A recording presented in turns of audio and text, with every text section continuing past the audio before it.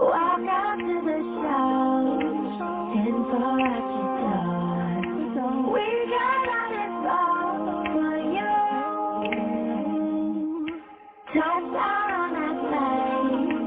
10 for entertain. More than just a podcast for you. So, question number 9. And I think I have some really good people on here to actually ask this question. So, for high school students that are talking to coaches on Twitter, what kind of insights can we give to those students? Well, that's very, very important. It's the biggest thing because y'all think that, I got my older son, but I got my middle son who's at Olivet National University in Chicago, and my daughter doing track. So, and I've been mentoring people through Twitter. So, like, I see so many athletes that don't even have a Twitter account, or don't even have a Twitter account set up the proper way. You know what I'm saying? Because that Twitter account is the face of what coach is going to look at. And I tell them when they get in the 9th grade to get their Twitter account together, put your name on there, put your grade on there. Okay. Well, while Randy's doing that, he was really about to give us some good information, but I don't like. I'm just gonna give you my perspective. I don't like the fact that coaches. Okay, Randy, you back? Yeah. I gotta call my wife real quick. She know I'm on the thing, so this might be important. I'm sorry. It's okay. Yeah, go ahead. But so what I wanted to say was I really don't like the aspect of Twitter because and again, what Randy was saying is good. Like you need to have a Twitter because that's a big way that coaches are communicating. But as a parent, a lot of parents aren't on Twitter. A lot of parents don't know who their kids are talking to. A lot of parents don't know what these coaches are promising via Twitter. So I am for the old school way. I want them to go back to sending out letters. Like I know we have technology and whatnot, but we see a lot of faulty offers. We see a lot of promises being made, and they're only talking to the kid. You can tell a 16, 17, 18-year-old kid a whole lot of stuff, and they're going to believe you. They're just excited to be talking to somebody. But parents, you have got to be involved. Whether you get on Twitter and start monitoring your kid, whether you have access to your son or your daughter's Twitter, those things are equally important because coaches can sell a lot of stuff, and they can say a lot of different things on Twitter that aren't valid, that they don't even mean. And so you have to be mindful that, yes, Twitter is a good tool and you can communicate effectively through Twitter, but all I'm saying is that there's a lot of lies and there are a lot of promises and there are a lot of missed opportunities that come on Twitter as well. So you just kind of need to be versed in all of the aspects that any coach, any adult is communicating with your child about. Well, I'm going to stop in here in a minute, okay? So when I talk to my parents at Sports Farm U, I talk about from the social media from the branding perspective, because you have to, even at the high school level, you have to look at it as a brand. So there's certain I want every single one of them to be on Twitter, absolutely do. But there are certain things I want in their profile. I want them to be easily searchable. I need your government name, not little Mac Daddy or little Hot Mama 123. No, you need to be easily identifiable. A picture, the school that you go to, your measurements, height, weight, your GPA. If you have taken the SAT and the ACT, that score needs to be in your profile. And this is where I might be a little bit different. Huddle is great. It is really good. So lots of people put their Huddle link in their profiles, but what college coaches themselves are saying in the actual social space is, recognize if it's unlocked. Some schools don't unlock Huddle for their athletes to put on their profile, so they have a link that goes nowhere. In that instance, parents, I help them to create their own, to be able to understand how to create their own content so they can have their own links, because you need to be versatile. I would recommend, as a parent, you actually need to be on social media with your kid. You need to follow who they're following so that you can see real conversations. You need usernames and passwords. They don't pay for the internet. They don't pay for the cell phone. You need to have access to it because you pay for it. It's important to be on Twitter right now because the dead period is for the rest of the year. And you have lots of coaches who are doing like active virtual visits to the college. They're soliciting film. They're saying drop your links. Like in all sports, coaches are going out and saying, hey, I have these positions available. This person transferred. It's a great time if your social media, you don't even got to be savvy. Just have your profile set up correctly and just Spend an hour maybe every day as a family going through, following different coaches and seeing, okay, these are the ones that are actively looking for athletes. Let me give, like Deion Sanders is an example. People are in his DMs dropping film all the time. People that work with him, like Coach O and other people that work with him in his prime youth sports, people are dropping their film in their Twitter because they know that they have access to Deion. It's a great time to be in the social media space if you are properly prepared and properly positioned. But you are very correct, Angela, in that a parent just can't leave it up to their kid. You really just can't. And this is the first time where you see, in my opinion, coaches are giving formal offers via Twitter, and it's telling you this is contingent. So you as a parent, you get to see you don't got it. It's an option. So you need to be making some decisions because they're telling you in writing it's contingent upon. If you don't understand, words mean things. And so I just think everyone should have it. Parents should definitely have access. You need to be following the people that your kid follows, and you need to be using it strategically. It's a great opportunity. Up and down, D1, D2, D3, NAIA, JUCO, all that kind of stuff.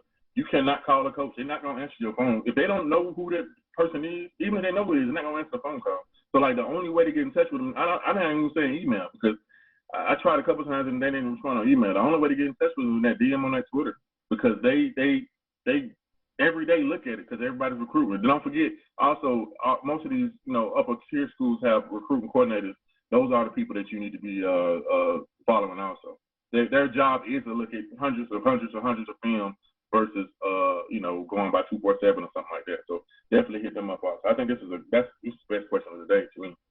Well, and you know what? But email has been working, especially earlier, March. Email has been working for us and what we do, because coaches weren't able to go places, so they were from their computers, so they were responding via email. But parents need to understand. All I'm saying is that CWP Sports Talk, we basically have found that parents are just not, they are rebelling from wanting to be on Twitter. So even if you need to get some training, even if you need to get big sister to do it or to monitor it or uncle or auntie or something, acquire help, guys. It takes a village. And if you can get somebody to help, because I understand everybody don't want to do it. People be like, man, you on every social media, but that's because that's how I market my business in a lot of ways. So, but if you don't understand it, get somebody to help you. We can help you. Jamesetta, she just said, she can help you get those types of things set up so that your kid isn't out there blind. Because I have a client, several offers, none of them official. None of them official. And these are from smaller schools. You know what I'm saying? But again, his mom doesn't know that. So has she not been, consulting with us? This kid out here, and again, he's got a couple more years, so he's in good standings, but nothing official. You cannot go by these unofficial offers or somebody just tweeting you saying, hey, yeah, we want to offer you, and they ain't telling you what that means, and you ain't able to ask the questions. So parents, please stay involved, get involved, make sure that your young man, your young lady is doing what they're supposed to do to represent you and themselves on these social media platforms. But I like Twitter. I just know that there's a lot of parents that aren't involved with the Twitter aspect of things. And they totally need to be. It's one of the easiest ways to get in contact with the coach. It really is. If you have your profile and your content correct, and it is one of they're actively every day, every level right now, because they can't go anywhere, actively out there searching, saying, drop your film, promising if you don't hear back from me in X amount of time, get in touch with me. That's never happened. Just an hour a day, parents, an hour a day. You can save thousands of dollars. Just an hour a day, just spend it seeing who's following your kid. Important, who is following your child? Who is your child following? And which coaches are actively out there searching for kids and asking for links to film? That's just so, so, so huge. So last question of the day. As a parent, or even as an athlete, how do I contact the NCAA, and what do I need to talk to them about?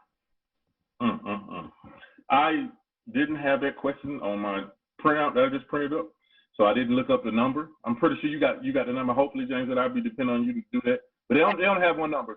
Just remember, you have to have that number, and you have to have your NCAA ID number. I can't remember when you get your NCAA ID number. I'll let Jamesetta say that.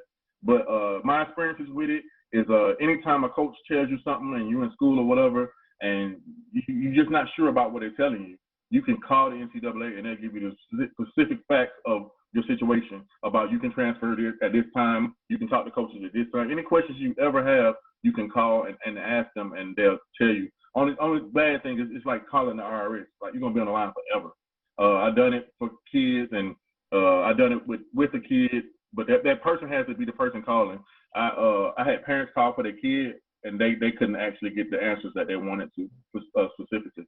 But people need to use that more and stop trusting these coaches and other people just giving you advice. You need to call it and get the facts from them before you make any decision. So. Make them do their job. Exactly. That's what they're there for. And so when you do have questions, parents, you know, it's nothing, because I never utilized, I never had a number or anything. I was in the eligibility thing. I think that's where you get the number from. But the thing about it is, parents, you cannot be afraid to ask questions. You cannot be afraid to get clarity. This is your child's life. This is their future. All of these things are important. And so my thing is just the fact that you guys are getting these nuggets and stuff. Like, I didn't have this in 2016. I was like, you know, fidgeting around, looking. And again, I went to their sites and I got information. I was able to get questions answered, so I didn't have a ton of questions. But if you're questioning anything, make them do their job. Make them pick up. Stay on hold, you know, while you're cooking or whatever, and get your questions answered. And every time I contacted anybody about my child, I always had my child present. So that never was an issue, because it's like, I need you to hear this as well. I need you to understand that this is business. This is not just you having fun. You know, it's not all bells and whistles. Like, yeah, it's an exciting time, but business is still business. And football, college sports, college athletics is one of the biggest businesses out here. So I'm just going to throw this out here because you know how I do. Right now today, there are 3 major ways to contact the NCAA that a parent would need. And I'm going to just say it because our listeners need to know it. If you have COVID concerns, the NCAA has a dedicated number and a dedicated email address. The dedicated number is 833-661-2819. And then the dedicated email is COVID concerns, no spaces, all lowercase, at ncaa.org. So we know one of the reasons that right now that parents and student athletes could potentially call the NCAA is there's a hotline set up for any irregularities. If athletes feel that they're not getting the truth, the NCAA has a list of protocols that govern play and return to play. If a school is not abiding by those established protocols, athletes can email, they can call, and they can report that. Another major reason that people actually contact the NCAA is eligibility issues. Once you register for the eligibility center, that's where you get your number. Your athlete is assigned a number. And so the eligibility center has a customer service number. It's 877-262-1492. And they have an email address, which is eligibility center. It's EC processing at ncaa.org. So if you have questions, which is probably what most high school parents will have, questions about eligibility. If you want to know if a class that your child took,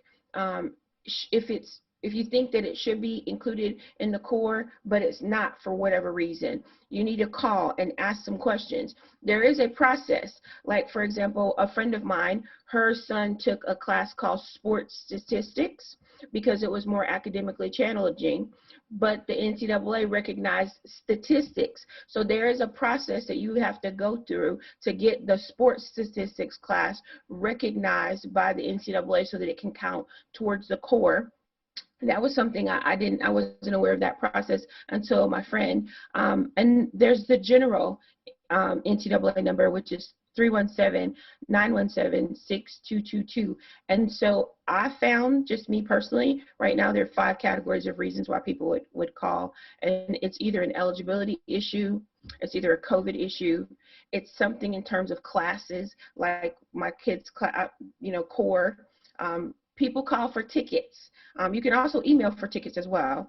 And then there's a compliance issue. There's some type of compliance issue, transfer. We think a rule has been broken, but those are the primary reasons. Oh, and if you need tickets, because each high school athletes get 4 free wins. It's tickets at ncaa.org. And that's what I got today. Thoughts, questions, comments? So you said each high school athlete gets 4 tickets to just wherever? For free. Whenever?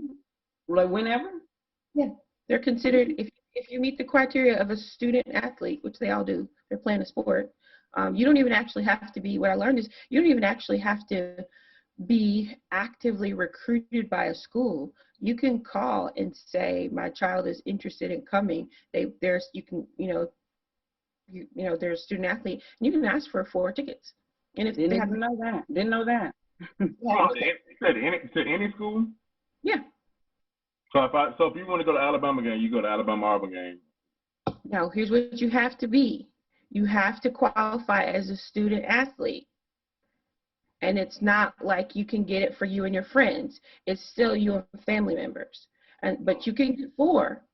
You can call and you can identify yourself and you can say, hey, I'm considering your school. And this is what I learned, like, new thing. But it is possible. So go figure. I won't squirrel, but yeah, some people, the way that they're actually getting into all of these different games, it's not because they were invited. It's very interesting. But yes, those that's out there. Any other thoughts, questions before we wrap up? I'm good. Had a nice little good conversation today. This was a really good. I'm excited that you guys continue to talk about. I hate that Damon's not on, but I'm excited that we're at liberty discussing the racial injustices, the structural hierarchy, the white supremacy, however you want to see it, because I do think that talking about it, the people that see this podcast, the people that it reaches, it's not about agreeing and disagreeing. It's really about right and wrong. And so the fact that we continue to have dialogue about it is, I think, a positive thing. Like, I'm an activist, and so this is a part of who I am. So that's why a lot of times I get real passionate about it. I hope nobody's offended. But at the same time, it's just real perspective when we talk about these different entities, the leagues, the NBA and so on and so forth. When you talk about Black people representing these organizations, but then us not being represented in the hierarchy, that's like the definition of like white privilege. And so the fact that we continue to address these things, whether we agree or not, I think it's a lot of people probably getting a lot of good food from it, or just good perspective. Yeah, and along those lines, what I hope that people would see from this show is that it doesn't matter how passionate we get. It doesn't matter how we disagree. Every week we show up, we're free. It's not like we hate each other. You can truly disagree with somebody and still break bread with them. You don't have to have the same thoughts. I think that, to me, that's one of the things I love about this show, because when you go out into larger society, people are saying, oh, you don't think exactly like I think, so I'm not going to talk to you. I'm going to write you off. You're a bad person. We have definite differences of opinion. And even when we agree on things for different reasons. And so I love the fact that we can all say, you don't got to think exactly like me, but we can disagree, even be passionate, and still be like, it's all love.